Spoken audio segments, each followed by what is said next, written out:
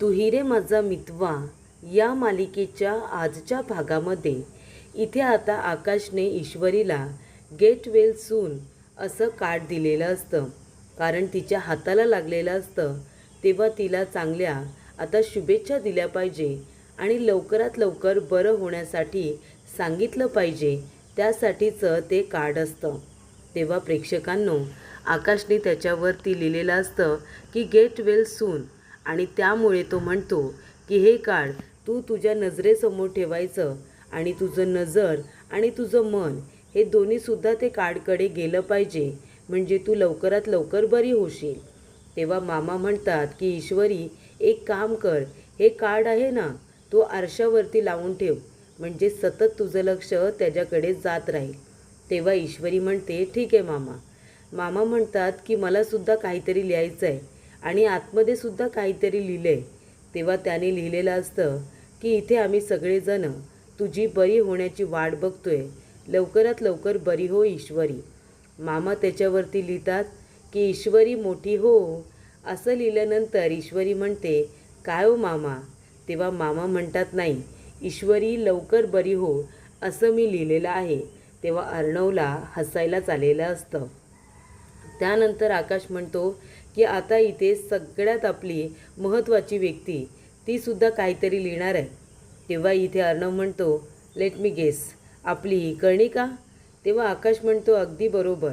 त्याने लिहिलेलं असतं की मामी लवकर बरी हो. तेव्हा ईश्वरी म्हणते वाव, किती गोड, किती छान छान लिहिले तुम्ही सगळ्यांनी.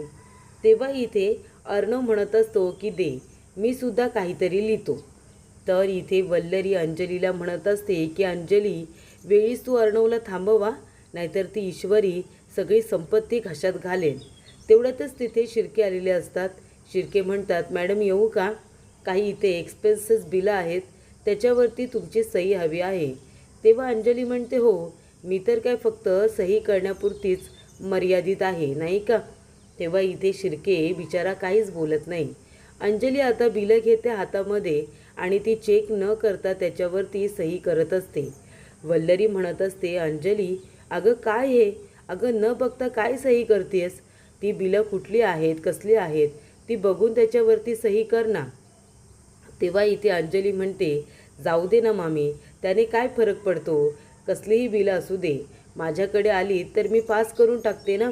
तेव्हा वल्लरी म्हणते असं कसं, न बघता तू बिलं कशी काय पास करतेस, उद्या जर एखादं चुकीचं बिल पास झालं तर अर्णव तुलाच बोलेल ना की चुकीचं बिल कसं काय पास केलंस म्हणून.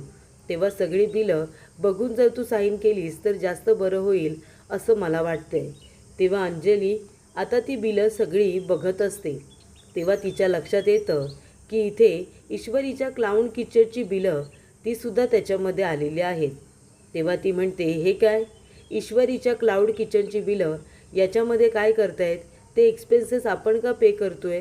तेव्हा इथे शिर्के म्हणतात की मॅडम मला त्याबद्दल काहीसुद्धा माहिती नाही आहे.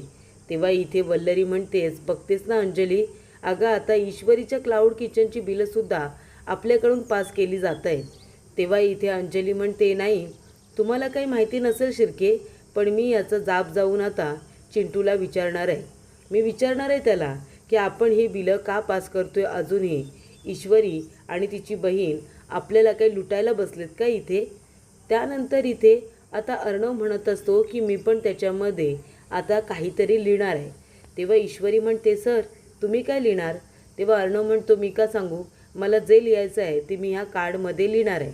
तेव्हा इथे आकाश आणि मामा दोघे बघत असतात की अर्णव आता काय लिहिणार आहे. तेव्हा ईश्वरीसुद्धा म्हणत असते सर तुम्ही काय लिहिताय. तेव्हा इथे आकाश म्हणतो दादा अरे लिही ना, जे काय लिहायचं आहे ते, एक ओळ लिहायला एवढा काय विचार करतोयस. तेव्हा अर्णव म्हणतोय मी विचार करेन नाही तर काय करेन, तुम्हाला काय करायचं आहे, तुला जे लिहायचं होतं तू लिहिलंस ना. मामा तुला जे लिहायचं होतं तू लिहिलंस ना, मग आता मला काय लिहायचं आहे तो मला माझा विचार करू द्या ना. तेव्हा इथे मामा म्हणत असतात बरं बाबा बरं आहे, ठीक आहे, काय लिहायचं आहे ते लिही. तेव्हा इथे आता अर्णव खूप वेळ घेत असतो लिहायला. काय केसांना हात लावत असतो, तोंडाला हात लावत असतो, लपून छपून लिहित असतो. इथे आता सगळे प्रकार करून झालेले असतात आणि तेव्हा इथे सगळ्यांना वाटतं की एवढं काय लिहितोय. तेव्हा इथे आता मामा म्हणत असतात आय दिसतोय आय. तेव्हा आकाश म्हणतो म्हणजे आय लव्ह यू असं लिहिलेस तू दादा. तेव्हा इथे अर्णव म्हणतो तू गप्प बसतोयस का जरा, मामा पाठ कर तुझ्या पाठीवरती लिहितो. तेव्हा इथे अर्णव आता पाठीवरती ग्रीटिंग कार्डवरती ईश्वरीसाठी जे लिहायचं आहे ते लिहितो. ईश्वरी म्हणते बघू दे सर काय लिहिलंय तुम्ही. तेव्हा इथे आकाश म्हणत असतो दादा अरे दाखव तरी ना काय लिहिलेस ते. तेव्हा अर्णव म्हणतो अजिबात नाही, जिच्यासाठी लिहिलंय ना तिलाच मी दाखवणार आहे. आणि तेव्हा इथे अर्णव ते कार्ड आता ईश्वरीला देतो. तर त्याच्यावरती अर्णवने काय लिहिलेलं असतं, I really care for you. आणि इथे आता आय केअर फॉर यू असं अर्णवने लिहिल्यानंतर मामा म्हणतात घ्या, हे लिहिण्यासाठी एवढे आडेवेडे घेतलेस तू. तेव्हा ईश्वरी म्हणते नाही पण खरंच खूप छान लिहिले तर तुम्ही सगळ्यांनी. आणि तसंही हे आता सगळं बघून आहे ना मी लवकर बरी होणार आहे. त्यानंतर इथे अंजली काय म्हणते थांबा काय चाललंय तुमच्या सगळ्यांचं. तेव्हा मामा म्हणतात अंजली अगं आम्ही सगळ्यांनी ईश्वरीसाठी कार्ड तयार केले, त्याच्यावरती आम्ही लिहिलं आहे की ईश्वरी लवकरात लवकर बरी हो. तेव्हा ईश्वरी इथे आता ते कार्ड दाखवत असते. तेव्हा अंजली म्हणते हो का, मग मी सुद्धा काहीतरी लिहिते त्याच्यावरती नाही का. तर तिने काय लिहिलेलं असतं गोल्ड डिगर. तेव्हा इथे ईश्वरी म्हणते गोल्ड डिगर म्हणजे. तेव्हा अंजली म्हणते हां तुला इंग्लिश येत नसेल म्हणून तुला सांगते. गोल्ड डिगर म्हणजे पैशांसाठी हापापलेली, पैशांसाठी एखाद्याच्या मागे लागलेली, तिला म्हणतात गोल्ड डिगर. तेव्हा प्रेक्षकांनो इथे आता अर्णव म्हणत असतो की हे काय आहे ताई, आणि तो ईश्वरीच्या हातातून ते खेचून घेतो आणि वाचत असतो. तेव्हा इथे अर्णवला बघा खूपच जास्त राग आलेला असतो. अंजलीचं हे वागणं अर्णवला अजिबात आवडत नाही की ती सगळ्यांसमोर ईश्वरीला गोल्ड डिगर म्हणते. तो म्हणतो ताई हे सगळं काय आहे, तू का असं ईश्वरीला म्हणालीस, तुझी हिंमत कशी झाली ईश्वरीला हे सगळं बोलायची.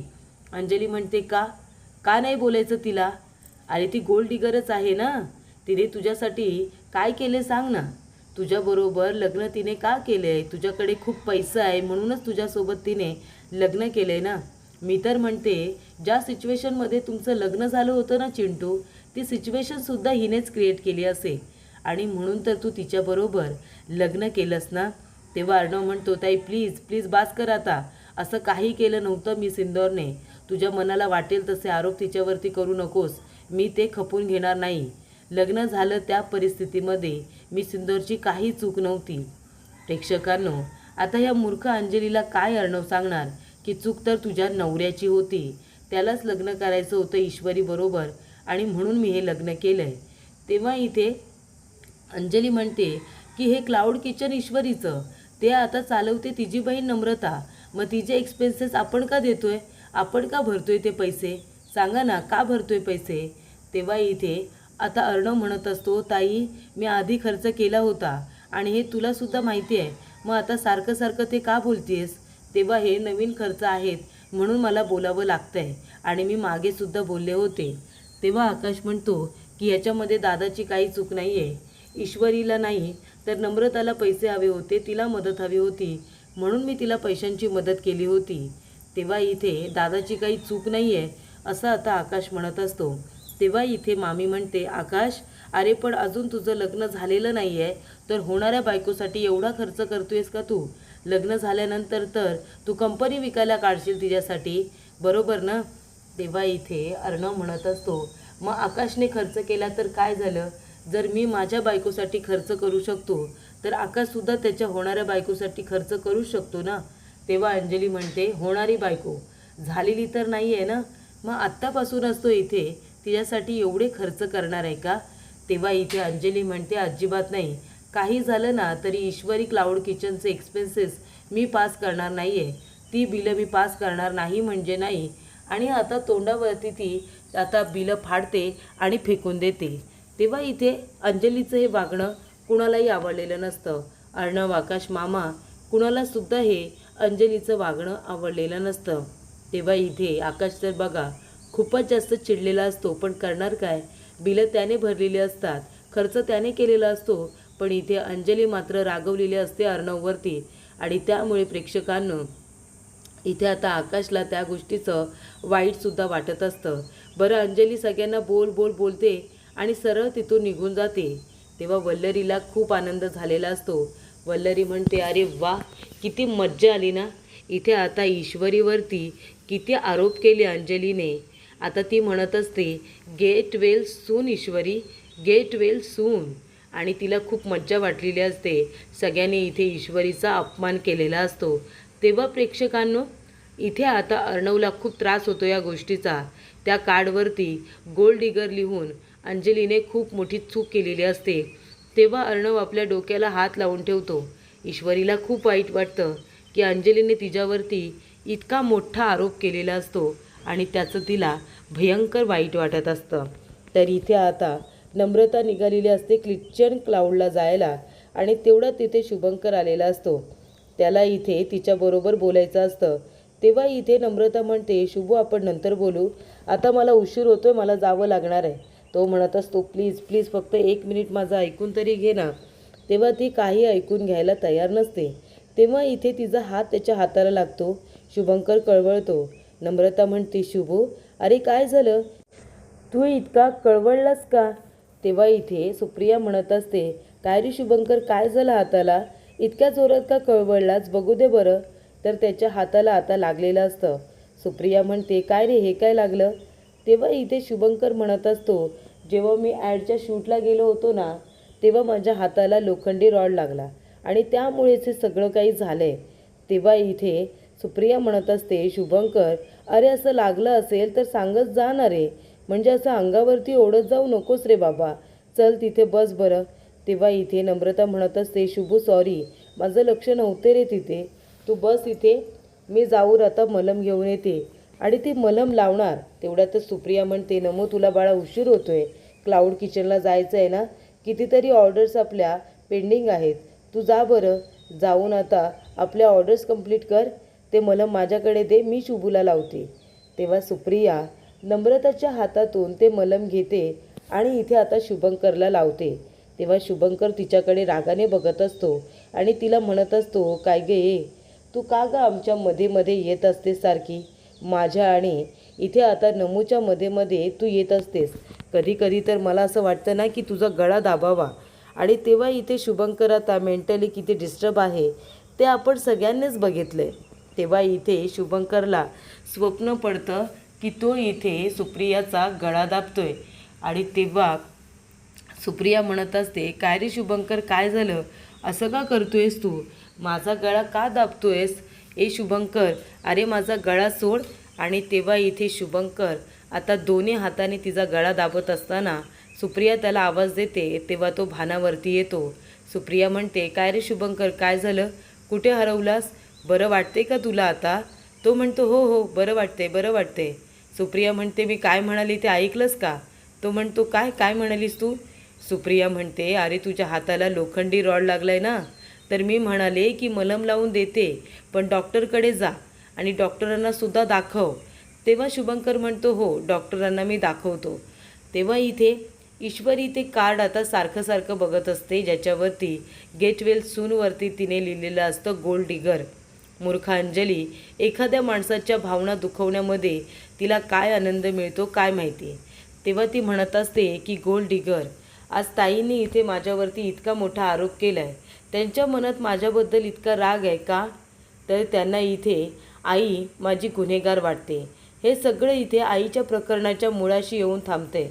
त्यामुळे लवकरात लवकर माझी आई निर्दोष आहे ना, हे मला सिद्ध करावं लागणार आहे काहीही करून. आता तो श्रीकांत धुमाळ कुठे गेलाय काय माहिती, त्याचा काही आत्ता पत्ताच नाही आहे. फक्त आता एक छोटीशी आशा आहे आणि ते म्हणजे अर्णव सरांचे बाबा. अर्णव सरांचे बाबा जर मला सापडले ना तर बरं होईल, त्यांच्याकडून नक्कीच काहीतरी मला कळेल, माझी आई निर्दोष असल्याचं मला काहीतरी सापडेल. तेव्हा प्रेक्षकांनो, अर्णवला आता खूप जास्त वाईट वाटत असतं. अर्णवला वाईट वाटत असतं की ईश्वरीला अंजली गोल्ड डिगर म्हणालेली असते. तेव्हा इथे ईश्वरी म्हणते की लवकरात लवकर अर्णव सरांच्या बाबांना शोधायला हवं, त्याच मंदिरामध्ये जाऊन. आणि इथे अर्णवला वाईट वाटतं की ईश्वरीला वाईट वाटत असेल की तिने गोल्ड डिगर लिहिलं, म्हणून आता तो कार्ड हातामध्ये घेतो आणि फाडून तोडून टाकतो, त्याचे तुकडे तुकडे करतो. तेव्हा ईश्वरी म्हणते, सर प्लीज शांत व्हा, शांत व्हा तुम्ही. अर्णव म्हणतो, नाही मी सुंदर, आज ताई तुझ्याबरोबर जे काही वागली ना ते खरंच खूप चुकीचं होतं. तिने एवढं तुझ्याबरोबर वाईट नको वागायला पाहिजे होतं. तेव्हा इथे आता ईश्वरी म्हणत असते, अर्णव सर, पण मला वेगळ्याच गोष्टीची भीती वाटते. म्हणजे माझ्याबरोबर जे काही घडतंय ना, माझ्या चुकीची शिक्षा इथे आकाश भाऊजी आणि नमुताईला मिळायला नको. माझ्यामुळे त्यांचं लग्न लांबणीवरती जात आहे याचंच त्यांना आधीच वाईट वाटतंय आणि त्याच्यामध्ये भाऊजी नमुताईसाठी काहीतरी करण्याचा प्रयत्न करतायत आणि त्याच्यामध्ये घरातले लोक एवढं त्यांना बोलले. तेव्हा इथे आकाश येतो आणि आता आपल्या रूममध्ये बसलेला असतो. तेव्हा ईश्वरीच्या सांगण्यावरून अर्णव आलेला असतो आणि तो म्हणतो, आकाश, हे बघ, जे काही ताई तुला बोलली त्याचं वाईट वाटून घेऊ नकोस. तेव्हा आकाश म्हणतो, नाही दादा, मला तुझं वाईट वाटतंय. खर्च मी केला होता कारण नम्रता प्रॉब्लेममध्ये होती म्हणून मी खर्च करत राहिलो. मी तुला विचारायला हवं होतं, तुला सांगायला हवं होतं. तेव्हा अर्णव म्हणतो, का? तू काय आता लहान आहेस का प्रत्येक गोष्ट मला विचारून करायला आणि विचारून सांगायला? हे बघ, असं तू काही करायचं नाही आहे. जे तुला योग्य वाटेल ते कर. बायको म्हणून जर मी सिंदूरसाठी सगळं करू शकतो तर तू सुद्धा नम्रतासाठी वाटेल ते करूच शकतोस ना. आणि आता तू जे काही नम्रतासाठी केलंस ते काही चुकीचं आहे असं मला वाटत नाही. तू जे केलंस ना ते योग्यच होतं. तेव्हा इथे आकाश म्हणतो, पण माझ्यामुळे तुला ऐकून घ्यावं लागलं. अर्णव म्हणतो, मला काही ऐकून घ्यावं लागलेलं नाही आहे आणि मी सुद्धा बघ ना प्रेमामध्ये वेडेपणा केला. तेव्हा अर्णव म्हणतो, प्रेमात वेडेपणा? तो म्हणतो, मग काय हा वेडेपणाच तर आहे ना. न विचारता गोष्टी केल्या आणि तुला ऐकून घ्यावं लागलं. अर्णव म्हणतो, तू मोठा आहेस आता आणि सात्विक फॅशनमध्ये तू सुद्धा मेंबर आहेस. तुझं सुद्धा कॉन्ट्रीब्युशन आहे ना. मग परस्पर खर्च करण्याचा सुद्धा तुला अधिकार आहे. तुला मला विचारायला किंवा माझी परवानगी घ्यायची गरज नाही आहे. तेव्हा प्रेक्षकांनो, आणि ज्या काही मोठ्या गोष्टी आहेत त्या तर तू मला विचारूनच करतोस ना. मग छोटे मोठे खर्चसुद्धा विचारून केले पाहिजे असं काय नाही आहे. तेव्हा इथे अर्णव आता ईश्वरीकडे येतो. तेव्हा इथे ईश्वरी म्हणते, काय हो सर, काय झालं? तेव्हा अर्णव म्हणतो, मी सिंदूर, घरातले लोक जे काही तुझ्याबरोबर वागतात, ताई जे काही बोलली त्यासाठी मी तुला सॉरी म्हणतो. मी तुझी माफी मागतो. तेव्हा ईश्वरी म्हणते, सर, तुम्ही माझी माफी मागू नका. तुम्हाला मनामध्ये काय विचार करताय ना तुम्ही ते कळतंय मला सर. तुम्ही नका स्वतःला त्रास करून घेऊ. तेव्हा इथे ईश्वरी म्हणत असते की इथे मला समजवण्यामध्ये आणि घरातल्या लोकांना समजवण्यामध्ये तुमची किती तारांबळ उडते हे मला दिसतंय सर. मला कळतंय तुम्ही किती प्रयत्न करताय. त्यानंतर इथे ईश्वरी म्हणते, तुम्ही नका वाईट वाटून घेऊ आणि ईश्वरी आता किचनमध्ये आलेली असते. तेव्हा इथे अर्णव म्हणतो, मी सिंदूर, काय करतेस तू? तुझ्या हाताला लागले ना, मग काय करतेस? ईश्वरी म्हणते, करते मी काहीतरी, कारण उद्या काहीतरी स्पेशल आहे. तो म्हणतो, काय स्पेशल आहे उद्या? तेव्हा मामा जोरात म्हणतात की उद्या आईचा वाढदिवस आहे आणि आम्ही तो सगळेजण जल्लोषात साजरा करणार आहोत. तेव्हा इथे आजी म्हणते, अरे कशाला, आम्ही काय लहान आहे का आता? तेव्हा माझा वाढदिवस साजरा करताय. मामा म्हणतात, आई, लहान असू दे किंवा मोठं, आपल्या घरामध्ये सगळ्यांचे वाढदिवस साजरे होतात आणि आम्हाला ते साजरे करायला आवडतात, बरोबर ना? तेव्हा आई, उद्या तू काय गिफ्ट देणार आहेस गा आम्हाला? तेव्हा इथे आजी म्हणते, बघितलंस ना अंजली, वाढदिवस माझा आणि माझे चिरंजीव माझ्याकडूनच गिफ्ट मागतायत. त्यानंतर इथे अर्णव ईश्वरीला मदत करत असतो. तो म्हणतो, हाताला लागले ना तुझ्या, मग दे ना, मी मदत करतो तुला. तेव्हा इथे वल्लरी म्हणते, बघा तिकडे बघा, अर्णव ईश्वरीला किचनमध्ये मदत करतोय. तेव्हा इथे अंजली म्हणत असते, हो ना, प्रत्येक वेळेला तो मदत करत असतोच.